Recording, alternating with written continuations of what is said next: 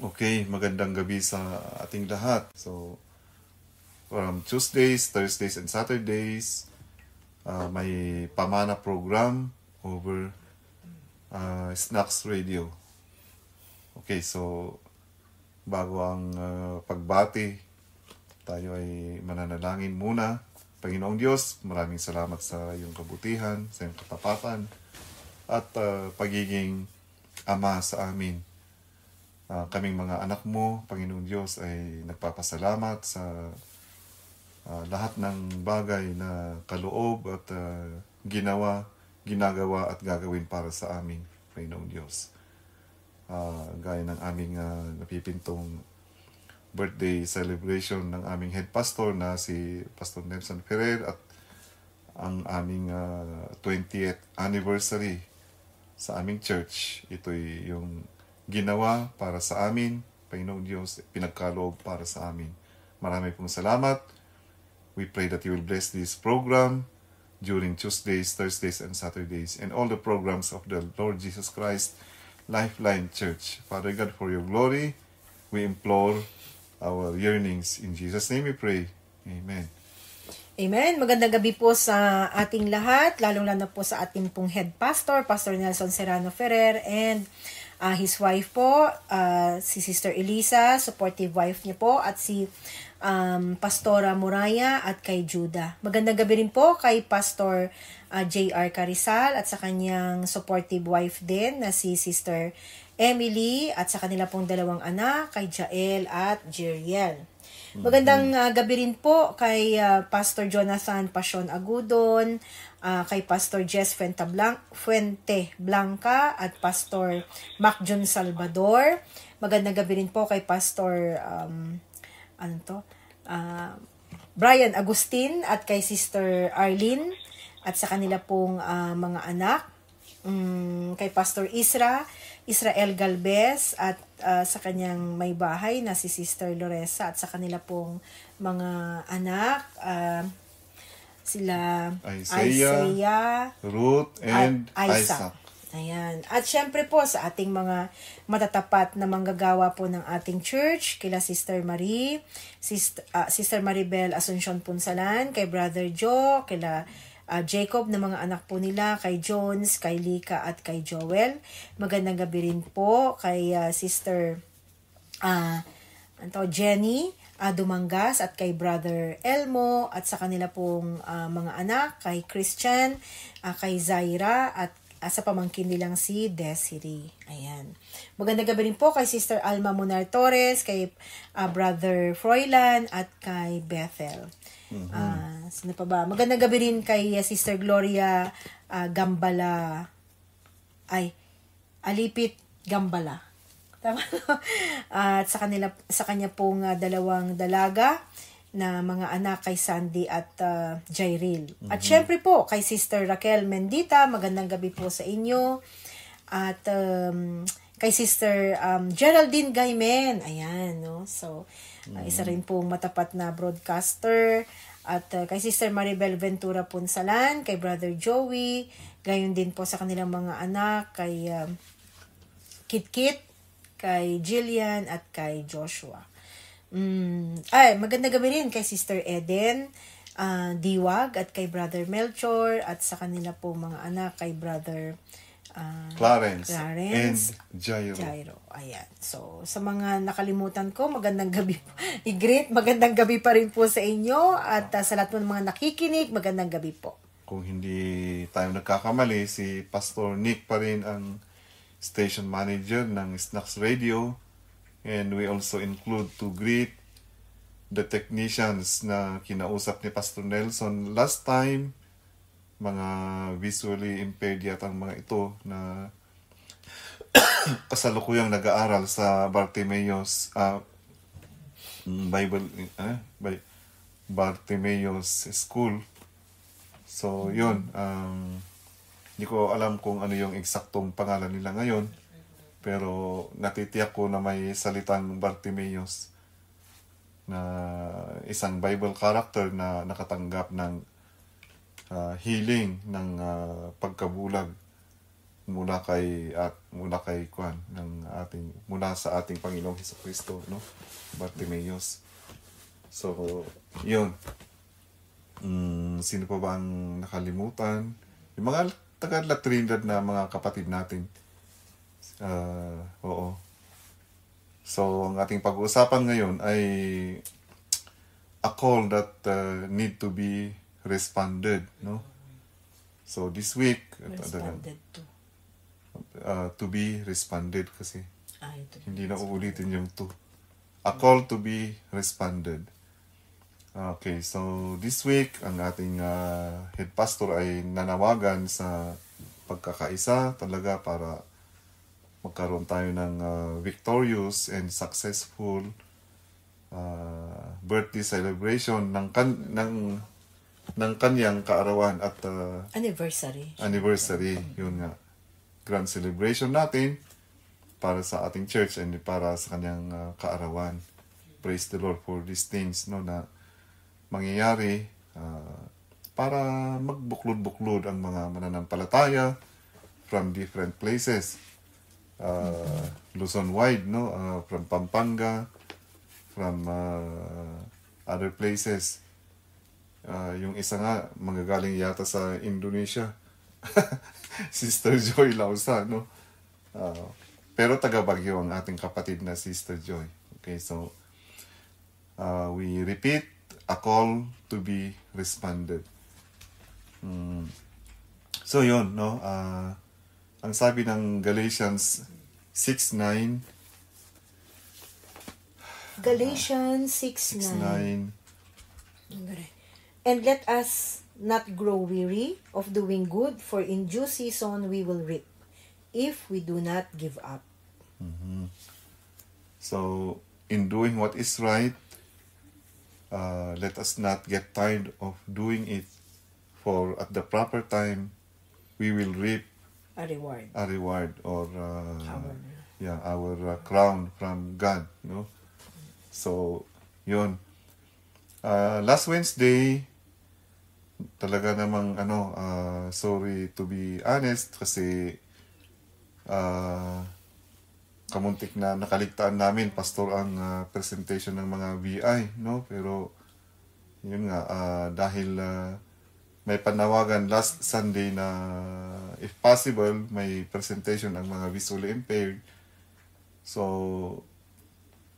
I asked the Lord to give me the revelation na gumawa ng isang kanta para practicein naming mga VI. At nung sinabi ko sa kanila na ganun ang mangyayari, nag-respond naman sila na sige, walang negative response na ay baka hindi na natin kaya yan kasi too late. Kung ilang araw na lang, wala naman. Sila Sister Raquel, Sister Alina, Sister Garrett, and Pastor Brian was present. And then Sister Malu and Sister Golda, but it seems they will not be appearing by Sunday, Sister Malu and Sister Golda. But even then, they joined our practice and they supported. Talagang inaral nila yung kanta. And then, last Thursday, may follow-up practice sana kami. Kaya lang, may isang namatay namin kasama, pastor, na VI, na kabarangay nila, Brother Melchor, Sister Gloria, doon sa Tadyangan. Kaya we needed to show up in the sa wait ng aming kasama na yon. Kasama ko ang aking may bayan, Sister Teresa. At talagang nakakalungkot kasi isa siya sa mga haligi ng mga VI sa kanyang karunungan, katalinuhan at very surprisingly kasi sinabi ng pastora na nagsalita roon ay tumanggap naman siya bago siya namatay. So napakagandang balita yon. Amazingly, dapat yun. Amazingly, oo. Kasi nung kalakasan niya, kapag nagsishare kami o naririnig niya yung talagang namimiloso po, sabi ng pastora na namimiloso po daw siya na, ay alam ko na yan, sabi niya. Pero nung naramdaman na niya yung paghina ng physical na katawan, nagpakumbaba,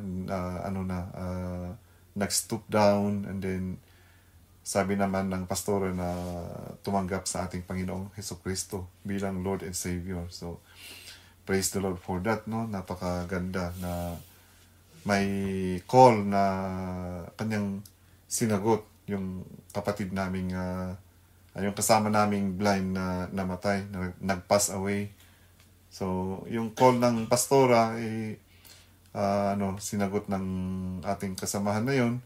So, a call that need to be responded, no? So, napakaganda. So, itong 6'9" na hindi napagod yung mga manggagawa ng Panginoong Diyos para mag-share ng kanyang word o kaya mag-share ng gospel sa mga nangangailangan ay nagbunga ng buhay na walang hanggan sa isang tao na nag-pass away recently.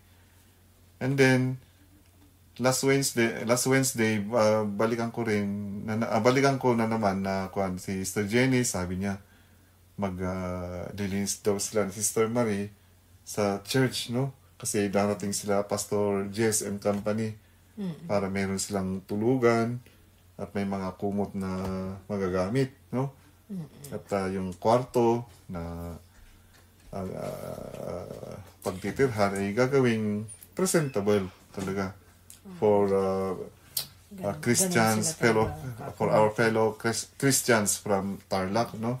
So napakaganda na hindi matatawaran. Itong Galatians 6:9 ay ginagawa ng ating mga kapatid sa Lifeline para mabless ang marami, no? So siyempre nagsisimula yan sa ating head pastor na nagsiserve sa Lord with pure heart, and then may kasigasigan talaga, may diligence na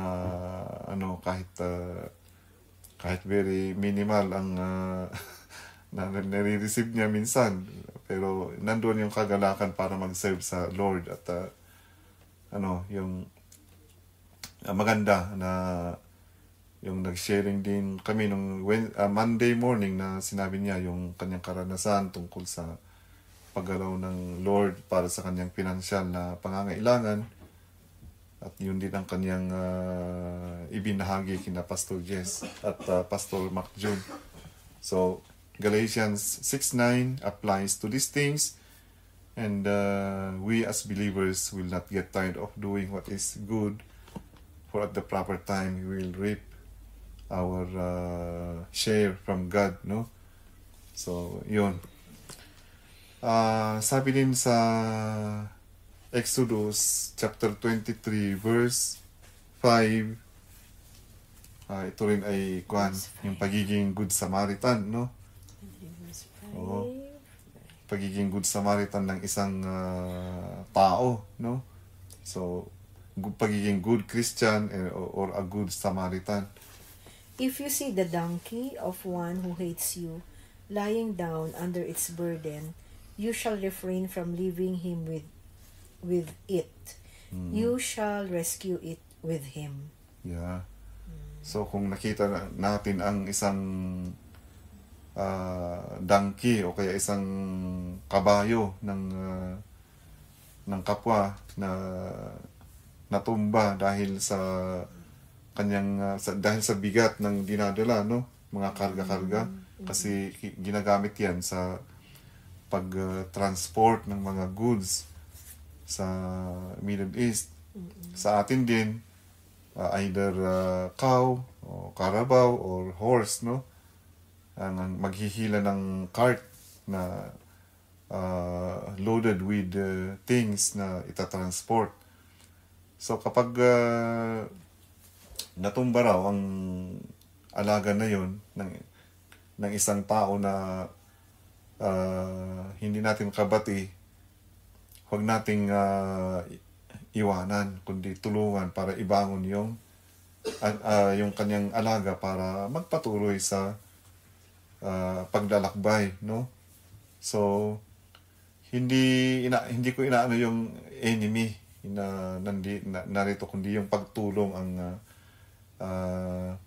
gusto nating ma-emphasize dito, no, yung kahit sino man na nangangailangan ng tulong natin o kahit sino man tayong nangangailangan ng tulong ng isa, ay yun na hindi mag-iwanan para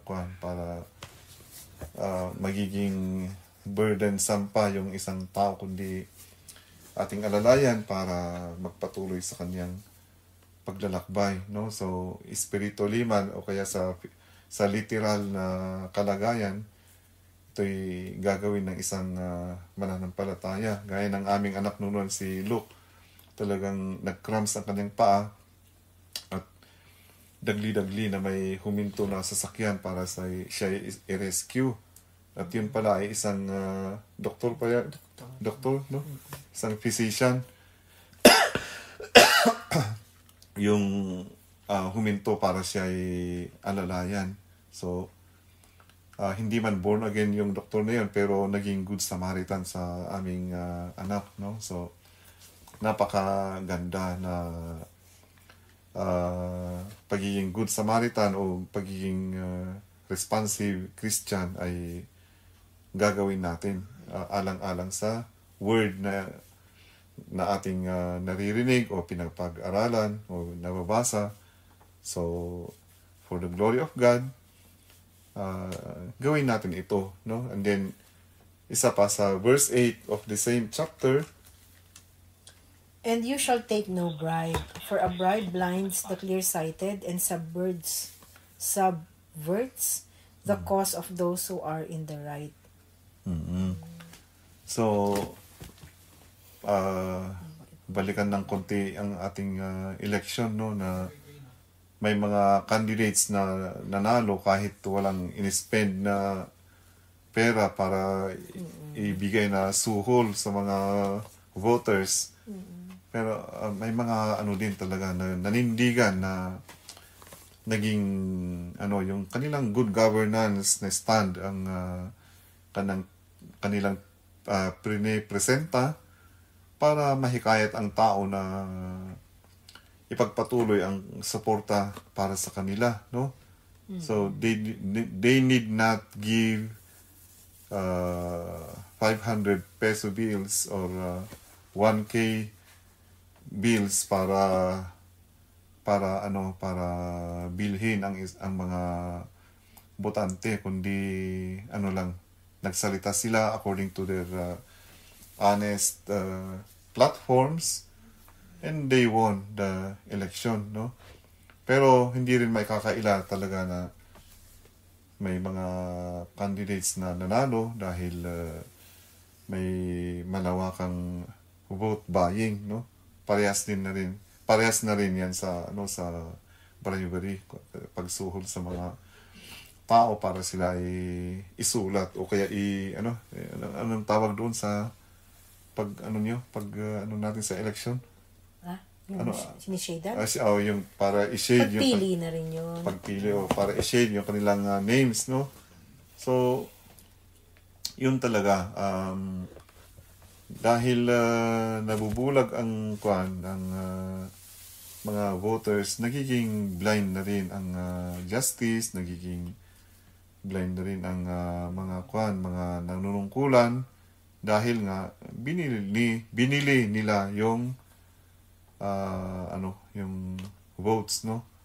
So napakahirap talaga ng isang LGU na gano'n ang nangyayari.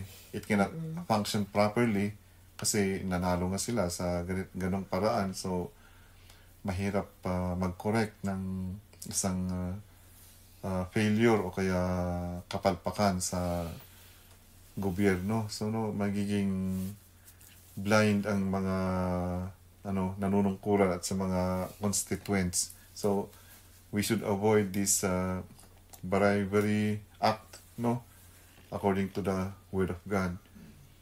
And then we should read John chapter 15 as we connect ourselves to Christ Jesus para tayo maging fruitful in relation with our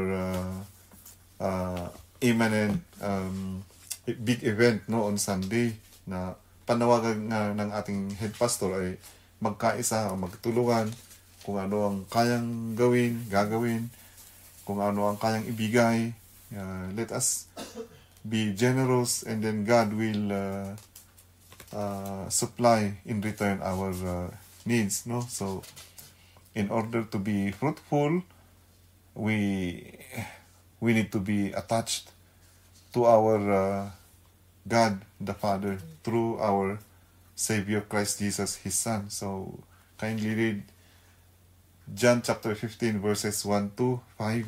I am the true vine, and my Father is the vine dresser. Every branch in me that does not bear fruit, He takes away, and every branch that does bear fruit, He prunes, that it may bear more fruit. Already you are clean because of the word that I have spoken to you. Abide in me, and I in you, as the branch cannot bear fruit by itself, unless it abides in the vine. Neither can you unless you abide in me. Okay. 5. I am the vine, you are the branches. Whoever abides in me, and I in him, it is that bears much fruit. For apart from me, you can do nothing. Okay. So bearing much fruit, we should be connected, or we should be attached to our God the Father through His Son Jesus Christ as our vine, no? And then the Father is the keeper of the garden. So walang imposible na hindi natin magawa, kasi nandiyan nga ang Diyos na aalalay sa atin, mag-supply ng everything na kailangan natin for our celebration on Sunday. We need to act on the faith that we have, that God has given to us. And yun nga, there is a call that need to be responded, no? So yun ang panawagan ng ating head pastor na binigay ng ating Lord sa ating church. And then magkaisa tayo ng spirit, and then ipagpag ang lahat ng maaring ikasisira ng isang event, no, na so in the name of Jesus, we will be victorious, and we will succeed to respond to the call that is being said, no, by our head pastor. So